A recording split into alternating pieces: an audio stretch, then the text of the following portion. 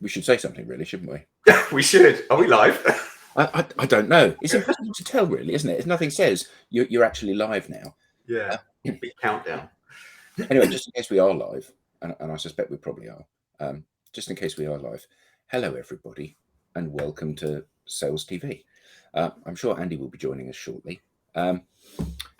It's another week, another series of sales problems and truisms in the sales industry that we're going to be discussing today. Yeah. In the comfort of our virtual lounge. In the comfort of our virtual lounge. Yeah. A virtual lounge that all of you are very welcome to join. Yes. Ah, good morning. I'll change the view because we're very dynasty-like, aren't we? Yeah. Good morning, Andy. Good morning. How are you? I'm Dynasty instantly took me back to that joke. I don't know if you saw it, which was Bobby Ewing. Somebody put him up on LinkedIn, and what was it? It's like hyperinflation, wildcat strikes.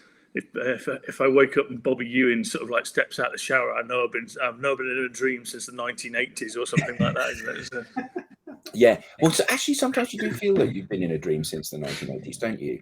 You know, you and I think LinkedIn is a beautiful metaphor for how some people are still living in a different decade.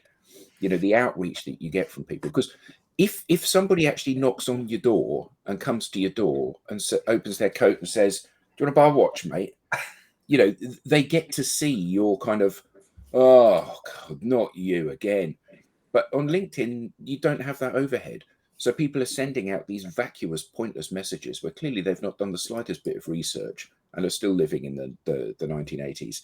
And it's great for them to be able to do that, isn't it? Even though it clearly doesn't help them towards making their number or indeed making any friends.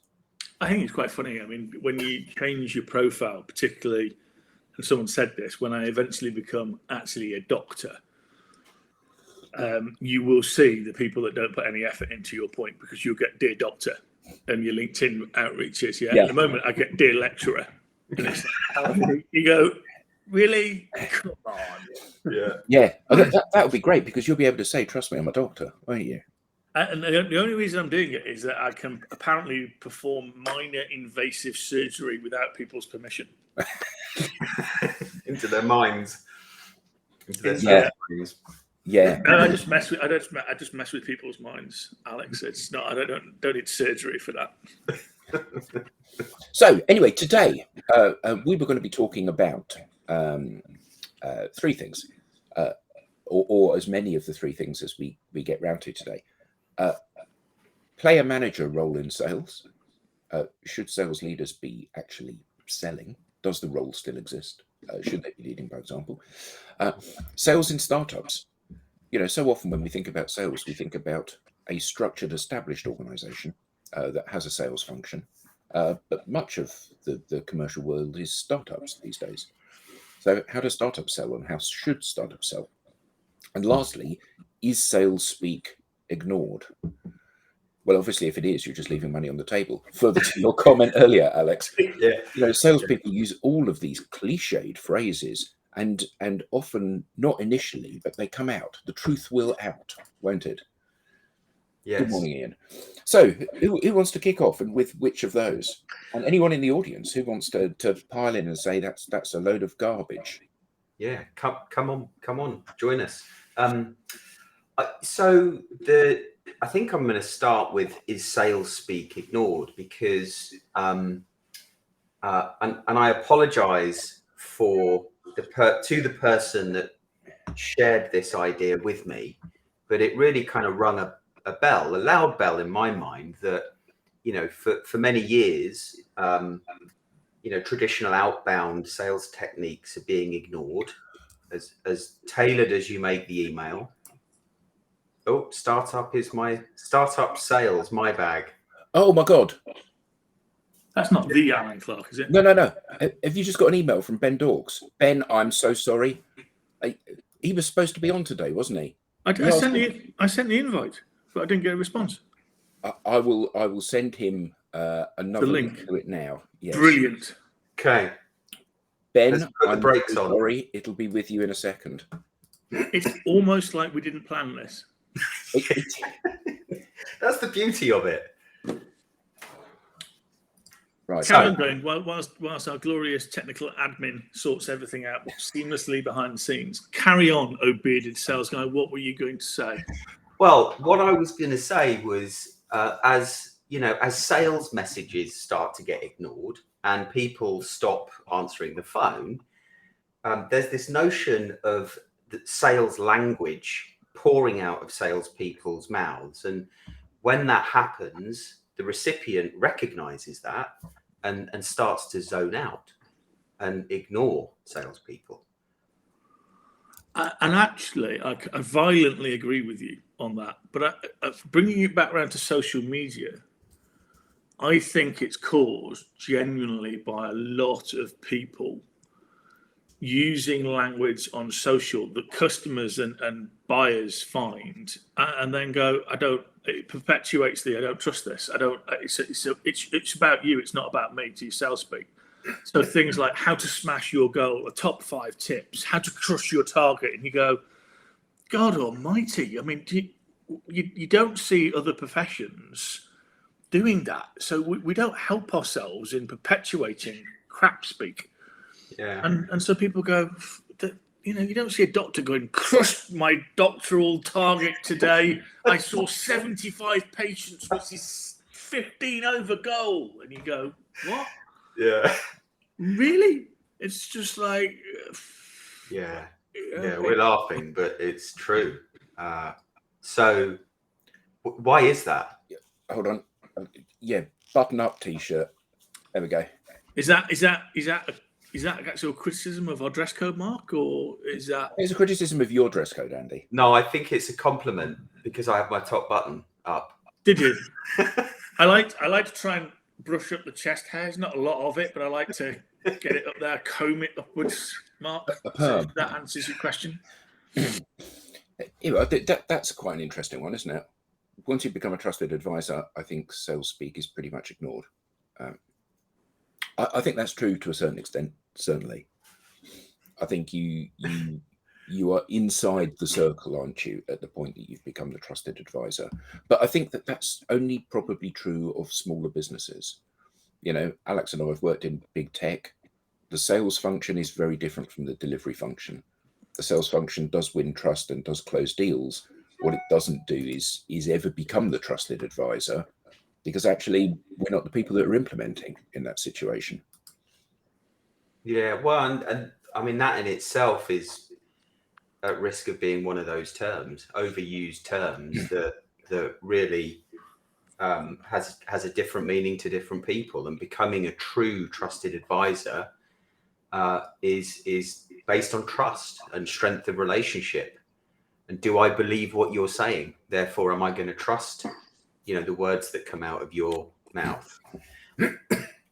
Yeah, but that's the interesting thing, isn't it? It's if you ask people genuinely, how do you get competitive advantage for your company from your salespeople? It's actually through individual brand, the brand of the individual. But there's nothing that there's nothing that's been done yet that actually allows salespeople to project a brand, a personal brand, in the way that other organizations do. Not other organizations, so other professions, vocations do. And that's got to be the tackle. That's got to be the drive forward, because the data says that less and less people trust us, less and less people let us into the buying cycle. The World Wide Web has changed a lot of that. And so we've got to do something that says, actually, why would you want to engage with me? I mean, we've talked about Simon Sinek, sales is like dating, isn't it? 2.5-minute video that is absolutely well worth the view, because he actually looks at how you show up versus how you shouldn't show up in a sales conversation, and exactly like having a date. So, I think the reality then is that if we can get to a point where people want to engage, then you get to be that trusted advisor. Otherwise, you are battling through a lot of barriers to get to the point where you can have that set of honest and open conversations. Yeah. And actually be able to say, to win trust by going, this what we've got right now just isn't for you. It's not going to work for you. So yes, we want a relationship for long term, but right now this isn't a deal that you should be doing with us. I think though the challenge with that is that most salespeople, and we've covered this many times in previous sessions, most salespeople are so far away from their target that those are not words that ever exit their mouths. You know, I'm on the verge of being sacked. I have to sell something. Yeah. And as if by magic, we can pose that question to Ben. So, Good morning, Ben. Yeah. Good morning. Welcome to our virtual sales lounge. Thank you. I do apologise. I didn't seem to have a link. So sorry for my tardy arrival. It's not your fault. I'll take responsibility for that. It's my fault, for which I apologise unreservedly. What was the question? So do you as a leader, as an interesting, support the concept that actually some of your salespeople should say to customers, this deal isn't for you right now. We've got a long-term relationship we want, but actually the solution you're looking for isn't something that we offer. Absolutely. We certainly always try and encourage our salespeople to only sell what we've got today. Future promises only ever come back to haunt you. But for lots of reasons. One is it creates, so we talk a lot about expectations exchange with the customers. You want to deliver assured outcomes. As soon as you go into the realms of trying to sell something that's not quite there or a little bit, roadmap-ish, then that becomes a real challenge. That's not to say that if you've got committed roadmaps, you can't sell against the roadmap, but it's always that very big concern of trying to sell something that's just a little bit of an extension of the roadmap. We don't actually allow our salespeople to do that at all. It has to be approved all the way through, mainly to ensure that we don't disappoint customers. Ultimately, as a supplier, you're trying to deliver outcomes for the organisations in which you serve, and especially in the industries which we do. They're highly regulated. There's big impacts about us getting it wrong in terms of financial, reputational, or even loss of life. So we always make sure that we stay within the confines of what we're able to deliver. Maybe tell us a little bit about you, Ben, to help the audience get a feel for who you are and what you do. Because when you use the word saving life, my ears pricked up. So for those who don't know me, I'm Ben Dodds. I'm a chief exec of a company called IdeaGen. I started life, as Andy would know, as a salesperson when I was 16 years old. So I started life as a door knocker, selling pens and pencils and stationery to Leicestershire Industrial Estate. Nice. Got into IT in my sort of mid 20s. I did reasonably well in enterprise sales. Thought I should start my own business in my early 30s. I sold that to a company called IdeaGen 10 years ago. So in my late 30s, which was a stock market listed business, I became chief exec of IdeaGen in 2017, 2018, and built that up, sold it in a £1 billion plus P2P into HG Capital, and now we're a global business doing regulatory and compliance software for over 12,000 customer organisations, including BA, Emirates, Commerce Bank, 35 of the top 50 life science companies, with over 1,500 colleagues around the world. And we are on an M&A path to become the largest supplier of regulatory and compliance software in the world over the next 2 to 3 years. So we sort of acquire 10 to 12 businesses every year that we bring into the IdeaGen community. Nice. What's kept you so long? I mean, you've just twiddling your thumbs, aren't you? Yeah, I was going to say, so follow that.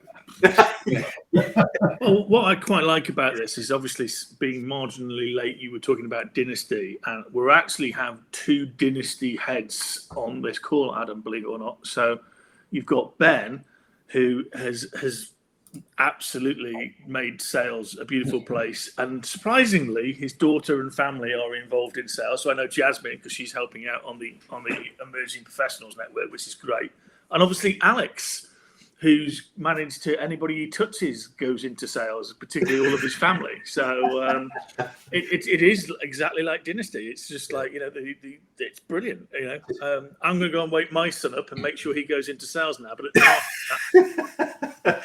too kind. I did start in sales, knocking doors, selling Kirby vacuum cleaners, but our paths. I didn't quite follow Ben's path all the way. There's nothing wrong with a good Kirby vacuum cleaner, although why anyone would spend £600 on one 20 years ago, who knows? yeah, exactly. £1,200 actually. Yeah, I was going to say, I thought it was a lot more than that. I've just got this vision of being a household owner something like 20 odd years ago, and you two turning up and knocking at the door. It's just like you'd be probably banging crooked pieces of wood and nailing it in there. It's just like panic. It's all out. I can clean the carpet. You can help them write the letters. Exactly. In my lovely Burton's, olive green polyester suit that I used to wear. It was lovely when it got wet. I've still got one of those. It's joyous. It's great if you walk briskly in it, you glow. It charges itself up. Anyway, joking aside, back to this question of the long-term relationship. I think that what both of you, Andy and Ben, have laid out is a utopian view of how sales should be. I personally think the reality of it is very different to that. I think that the majority of salespeople are some distance from their number. I think they are under huge pressure. I think they're being micromanaged. And I think that when they get a sniff of a deal, they will go for that deal with a tenacity which is most offensive to the buyer. And I think that they'll be less interested in the buyer's needs and more interested in their needs. And the idea of saying, actually, I don't think we've got quite the right product for you, so I think you should buy from Alex, and letting a competitor in the door to build a relationship based on delivery and a commercial transaction, I think is a million miles away from the way things are most times.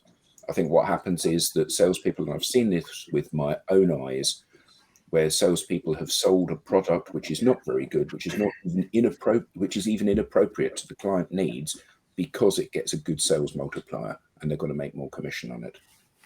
I mean, if I answer, I don't disagree with some of what you've said. I think a lot of that though is company specific and comes from the top of that organization, and a lot of that comes to whether you see sales and marketing as an integral part of your organization, or whether you see it as the stereotype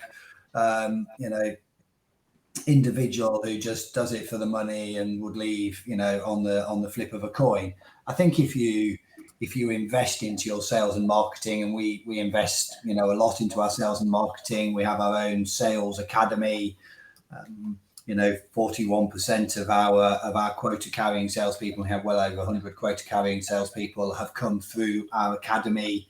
Over 50% of our managers have come through our academy. If you actually create an environment where you recognize sales as a profession rather than as a job, then I think to be honest, Adam, a lot of that disappears quite quickly, because I don't doubt it, and I think that you are not stereotypical of organizations.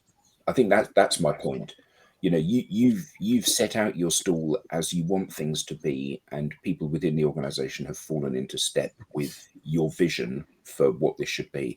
Absolutely, it's about relationships. Absolutely, it's about doing the right thing by the customer. And I, you know, I talk to, I don't know, 10 businesses a week, and very few of them are even on the same playing field as you from this perspective. It's all about numbers for most of them. And part of the challenge here is that they have for so long been doing the wrong things, which have failed to drive revenue. And many of these organizations are on the cusp of going under, you know, and what we hear is we actually can't engage you to help us sell more stuff because we haven't got the revenue to do it, but maybe we will have next year, which I know is one of those ever decreasing circles, isn't it? It's like, what are you going to do differently tomorrow, which is going to give you the money to engage us to help you make more money? You need to make the decision now whilst you're still here. But for a lot of these organizations, they are teetering on the very brink. They're either waiting for their next round of funding, or they're hoping that that things will improve. That deal that's been promised, that John in sales has said he's going to be bringing in for the last 6 months, will actually land, and that will bail us out. And I think what we've got is a systemic failure of the sales industry, because people are encouraged to do the wrong behavior, which makes the wrong behavior prevalent, which means that the buyer doesn't engage with salespeople the way they once did, so they don't allow salespeople in to help them often. So I think obviously this having Ben on the call is costing me a lot of money because I can't reference him as much as I could last week. There's a couple of things on a serious note that I think Ben does, and I'd like your view, Ben, as to how you do this, and is it unconscious or conscious? And there's one thing that you don't do. So I'll cover those things. So, and it's very much linked to my conceptual model that I'm researching, which is, I think, Ben, you create an organizational culture, which is clearly, obviously, something that you take responsibility for, and that organizational culture is very positive. I think you create a very positive and caring, psychologically safe environment.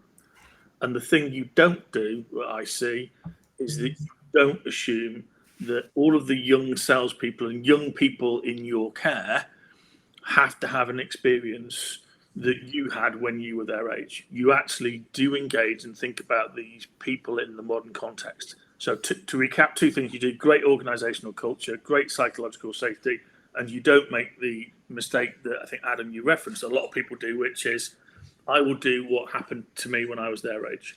Absolutely. Yeah. How have you taken those? How have you taken those decisions to do that, or is it just natural to you?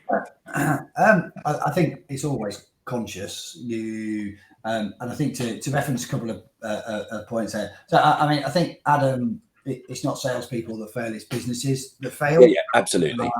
You know, and it's only in my world of tech that, you know, you're either dead or you're growing. You may not recognize you're dead, but once, you know, if you stop the momentum and the go-to-market positioning and the sales execution through poor leadership, and often poor leadership, poor product, poor culture, then you're absolutely right. You're on your way down. And a lot of that, I probably speak to 100 organizations a year, because we buy a dozen organizations a year. So, you know, just through the natural reverse sales funnel of M&A, then I speak to a lot of organizations. And actually, taking up on your point, Andy, what you see is a lot of old culture. You know, this is the way that we used to do it in PTC in the noughties. So we're going to treat our salespeople like that, you know. And PTC was fantastic. You know, Medic has survived and will survive, you know, my generation and probably the next. You know, my daughter knows Medic today in the same way that I know Medic. Yeah, so I think there's lots of great things that came out of it, but that very alpha male characteristic culture, you know, the hardest person in the room, the person that spoke the loudest, all of that falls away. Today it's a very different environment. It's actually often the introvert and the quiet voices. And certainly if I look at the balance, the gender balance of our sales team, it's nearly 50-50 between female and male. Wow. It's a very different world out there. And we have to recognize that actually how people engage, how they communicate is vastly different. And you can really encourage that. And so, Andy, it's a very conscious behavior that, as a business and as individuals, sales is on an evolution path at the moment that is very, very fast. Buyers are more engaged, buyers are more knowledgeable. Tech is ubiquitous throughout their organizations. We're not selling products anymore. We don't sell a product. I mean, that's pretty old hat. You are selling desired outcomes. You're often even pricing against those outcomes rather than against how many people might use the system on a day-to-day basis. The world is moving very, very quickly, and I think unless you recognise that you need to move with it, you're in real trouble. Yeah, so 100% agree with you, Ben. I've been lucky enough to work in an organisation in the past where they had a similar mindset, but it really did come from the CEO, and it was co-created with the leadership team. And there was this joined up language, if you like, across all functions within the organization. But to Adam, your point, I think too often, the CEO or the leadership team, senior leadership team are hiring someone in sales and saying, right, go create the sales go-to-market strategy on your own, because you're expected to do that, rather than co-create, the sales strategy as part of the overall go-to-market strategy. Mm. And I think we've got a really interesting comment here from Neil. That there is this split, isn't there, in sales? We've got pressure on the salespeople to make their number, but actually what the client wants is this relaxed guide to take them through the buying journey and to win their trust. And those two kind of are in many ways mutually exclusive, aren't they? You have to be a very good actor when you're under pressure, worrying about whether you're going to get paid this month, to sit in the client's office and say to them, we're fitting in with your timescale. If it's not right at the moment, it's okay.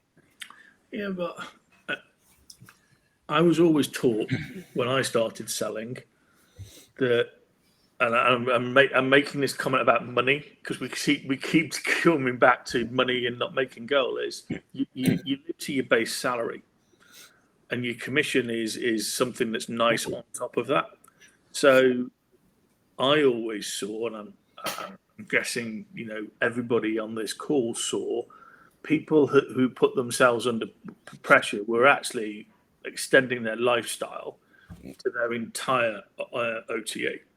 And my manager was great. I mean, my first boss, Steve Pugh, was brilliant. He just went, don't do it.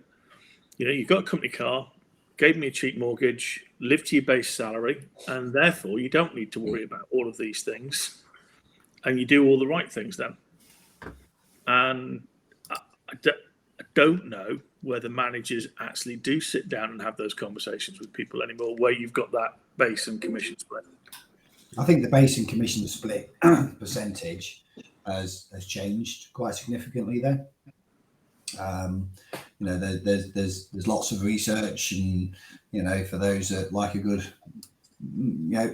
sales TV leadership call in the morning, or decide to walk the dog with a McKinsey, it's much closer to a sort of 70-30, 75-25.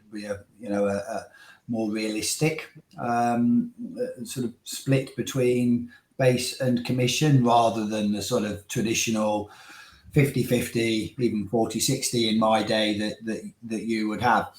I would also, if I'm really honest, if I take our top performers, I think I said last week, 20% of your people are above target, and 60% sit within in your mid-range and 20% don't make it.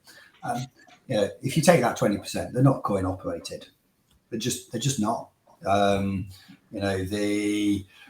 I think commission does drive behavior, but it drives a behavior in terms of what you sell and how you sell it, your sales mix, rather than as a sheer motivator. Your top performers don't sit there and count the pennies on each and every order that they get through the door. I certainly never did, and I'm sure, Andy, you never did as well. You recognise that actually it's about performance. It's about being number one. Top of the leaderboard. A catalyst for change, and all those good things. And just to pick up on another point, Adam, one of the, if I look at the way that businesses are valued today, and I think this goes into, ultimately as chief execs, you're there to create shareholder value. There is a very fundamental shift in the way the market thinks about sales and go to market, especially in the tech world. If you're taken sort of 15 years ago, then tech companies were primarily valued on product. If you had a great product, then build it and they shall come, the great Kevin Costner approach to life. And that was definitely the way that tech companies were valued. If I sort of look at where it is today, it's probably much more of a 50-50 between the go-to-market and the tech. If you've got a really good go-to-market platform, you receive higher multiples, higher valuations than just about having great tech. And if you sort of look moving forward, the reason there is so many, buy and builds, especially within the tech world, but also many other business areas as well, is that actually the shift is much more because of globalization towards the go-to-market will become more valuable, and it will become almost a 75% of the company is valued on the go-to-market and 25% on the tech. So I think what the companies that do best are those that recognize that it's not sales that create a go-to-market strategy. It is the business that works each and every day on a go-to-market strategy, and whether that's pricing or licensing or marketing or product marketing, sales strategy, execution, segmentation, all of that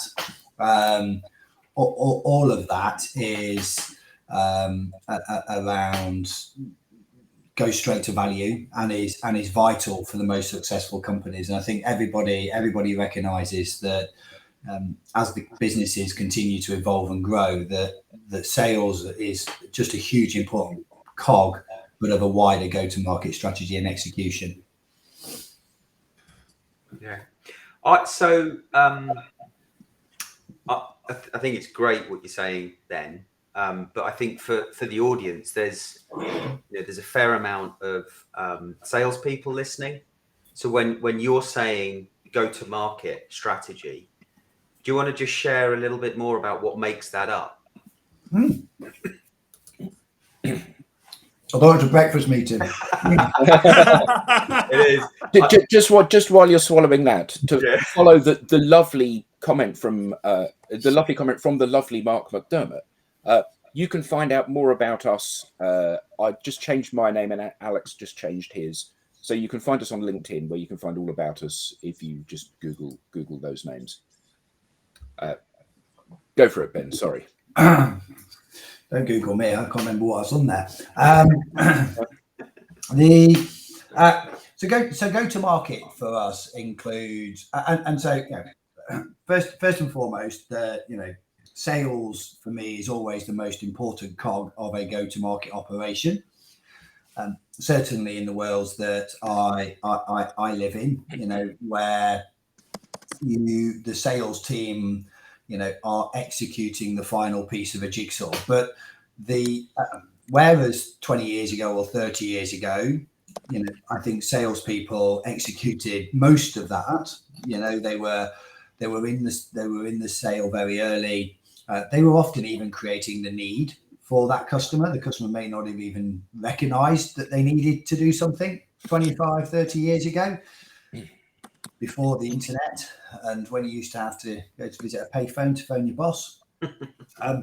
So you were creating a need. So I think sales was a very, very different environment then. Whereas today, actually, most of your buyers are very well educated before they get there. So when we think about go to market, it's all the way through that. So that includes for us thinking about our thought leadership position, our domain advocacy, the customer community programs that we have that are supporting what we term are the sort of safe hands, trusted voices within those organizations. That's often the head of safety or the head of quality, the head of chief compliance officer type role. There's a lot of work right at the very beginning around your brand recognition, which becomes hugely important as you continue to grow globally. When we think about marketing, we're thinking about everything from the pricing that we're offering in those different areas. That's hugely important, and sales feedback is essential for that, because we have a pricing department, pricing team here that go out into the market. They look at what our competitors doing. They think about, going to your point, Alex, think about how our customers buy, because you're really helping your customers buy in the majority of instances for us. We think about the way that people consume information now is very, very different. So lots of pre-populated videos where they can actually just choose the bits that they want to look at of a pre-sale. So 50% of our pre-sales is done online without any interaction from us. We know that 80% of all of our new accounts visit review websites before buying. So how do we integrate? How do we sort of work effectively with those review websites? How do you get to be outstanding on those review websites? Because only after all of that does it then go to a salesperson. Yeah. Because in reality, if I look at our lead generation, it's almost all incoming today. We use BDRs, SDRs,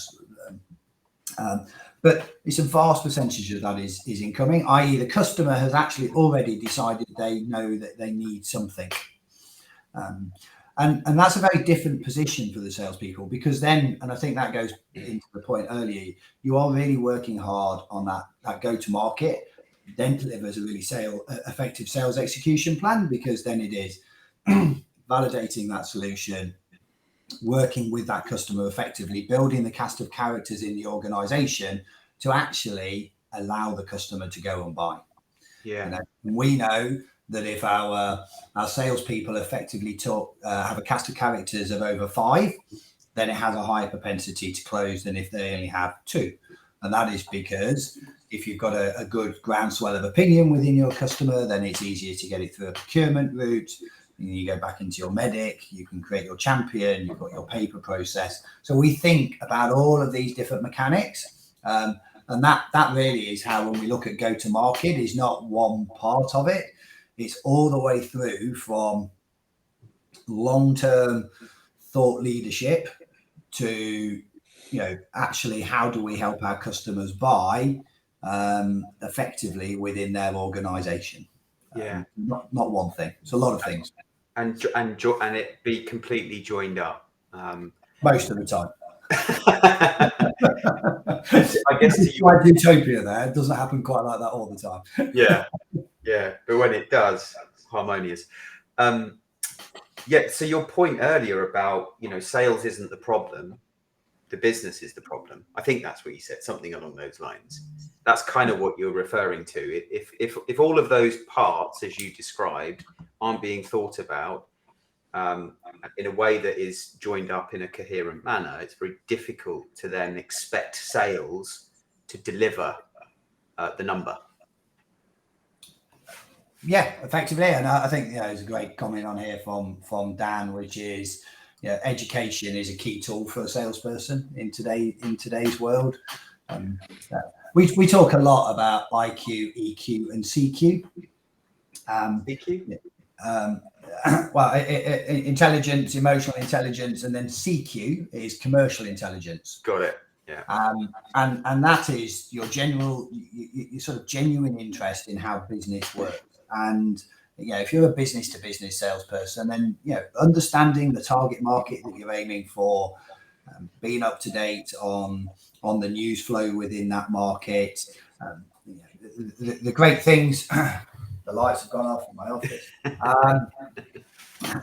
Thinking all the time about how you can support and educate and challenge the customer, is so important. And those people that think like that and act like that, and that goes right back into, they're the top 20%. It's not about being a coin operated commission salesperson. It's about those people who are evangelical about the market they work in. They want to be a success. They want to educate. They want to deliver a difference, and they invariably are your top salespeople. But isn't there a and we had somebody else talking about the dichotomy between the short term and the long term sale. So somebody said about Yaya said about this. Saw a post on LinkedIn saying, "Can you sell ice to an Eskimo? If so, we need you." And there's a lot of that belief system that permeates sales, isn't there? The sort of Glengarry Glen Ross boiler room macho. I will nail you to the floor and make you buy something because I'm a salesman. That's my job. And it's very outdated, but still a lot of organizations seem to see this as being something attractive rather than something which is repulsive. Yeah, wouldn't it be great if you said, if that's the kind of question you ask me in the interview, then I don't want to work here. Yeah. I mean, Andy, I'm sure your views are very similar on this, is that the sales is changing. The people coming through today just don't think like that. The alpha male characteristics of a sales individual is not what you're looking for. Sales is an environment that is a long way from alpha male characteristics. You're actually really looking for people who are, are natural listeners, who are not trying to lead the room, they're trying to guide a room, and there's a fundamental difference between the two. They're learners. They have to be, they have to be learning something every day. If you're not a learn it all, then sales is probably not the industry for you moving forward. Whereas, as I said, when you're trying to, 30 years ago, when you're trying to teach the individual about the solution because they don't even know they need it, being a bit of a know-it-all was probably a characteristic that was more prevalent. But in today's world, then I fundamentally don't believe that. And organizations that still have that approach, as I said before, Adam, you're either growing or you're dead. You just may not realize you're dead yet, but they're dead. Yeah, and I think that's the key thing. You've created an environment which brings out the very best in sales. You've structured sales in such a way that it's absolutely about putting the customer needs first. And that's really refreshing because it's not the thing that I often see out there. And the fact that you've done it and you're being really successful as an organization that's behaving that way, I think is absolutely comes back to that earlier point about it's the leadership. You're setting that as being the belief system of the business, and people are falling into step behind you and they're being successful as a result of doing that.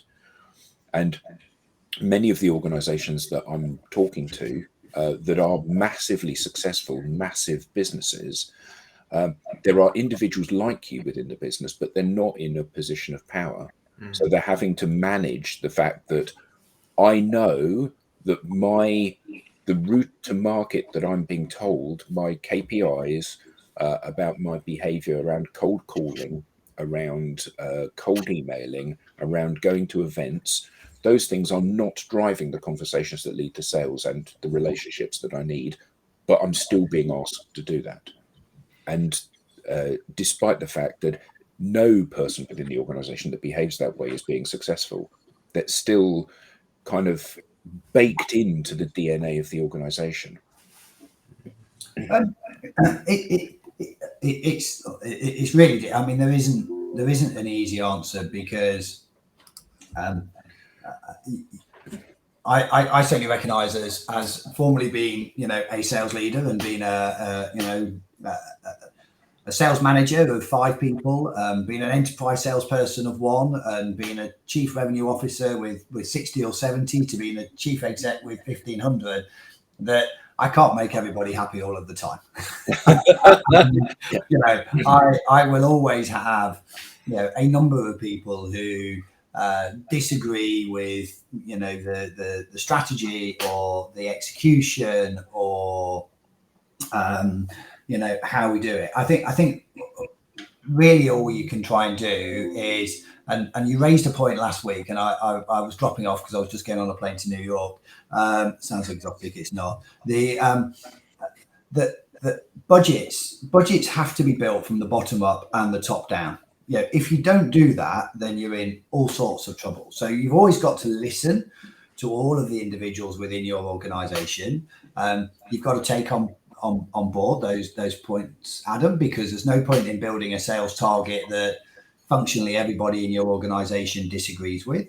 If I look at the way that we built our sales budgets, we have a baseline like for like 14% growth within our sales budgets this year. We then will have a number of value creation plans over the top, some of which are sales relevant, i.e. some of the transition stuff that we have on the go, some of which are nothing to do with sales. So that's all about our pricing, bespoke pricing and inflationary pricing that goes into it. So we will look at growth as a holistic approach. The most important bit, though, is, do sales buy into the 14%, like for like growth with all the other, incentives that we have in place? And the answer to that is yes. I mean, when we did it, we were, on a very large company with, hundreds of millions of revenue. We were £600,000 apart, which is definitely in the roundings in my world. And that's a top-down, bottom-up approach, making sure that we listen all the way down to sales manager level is how we build it up. So we build it all the way up from sales manager through to the VPs, through to the SVPs, into the business lines, up into the group budget. So I think it's, and it goes back into it's businesses, successful businesses will listen. That doesn't necessarily mean that the individual's always right, because you just, we can listen and then disagree. But you have to create a culture where the individuals at least feel like they're listening. I just want to answer one other point before. Everything I've said today doesn't mean we don't have a really, a sales culture. We run a quarterly number. 2 weeks left of the quarter, we think we're missing. We will fight and scrap and work, and we will have everybody in the office, and we will be banging the drums and all of the good old-fashioned stuff that I do think works really well. We'll be having stand-ups each and every morning on the forecast. We will be having war rooms. We will. It's still a really good old-fashioned sales culture, because it's a great environment. It's the best days of a quarter is the last 3 or 4 days. The best day of the year is the last day of the financial year. There's nothing better than hitting your number and it's starting at 0 at 12 o'clock. That's the best part of life. We don't ever want to move away from that. I just think there's a great way in which you can treat people, listen to people, educate people, and maintain the best bits about sales, which is the being part of a team, the winning, the achieving, the outcomes, and in my case, buying a Porsche when I was 27 years old in a commission check.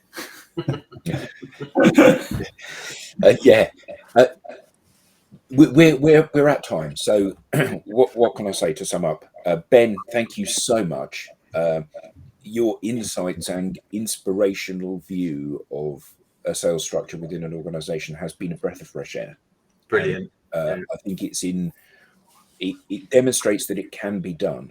And often I think that people that are leading organizations or leading sales teams, or even at the coalface salespeople, they need to see that there is a better way than the way that many organizations adopt. And you are proof positive that it is possible to do that. So thank you so much. Thank you to everyone in the audience. We've had some fantastic questions and loads of questions and comments today. That's been brilliant. I can only assume it's because Ben's here, and therefore people are actually paying attention and listening and finding something of value here, rather than just going and making their cup of tea and eating their sandwich. So, Ben, thank you so much. I hope you'll come back again. And until the next time. So if you're in North America, that will be later today. If you're in Europe, that may be later today as well. And if not, next week. So thank you all very much, everybody. Have a great week. Cheers, guys. Bye.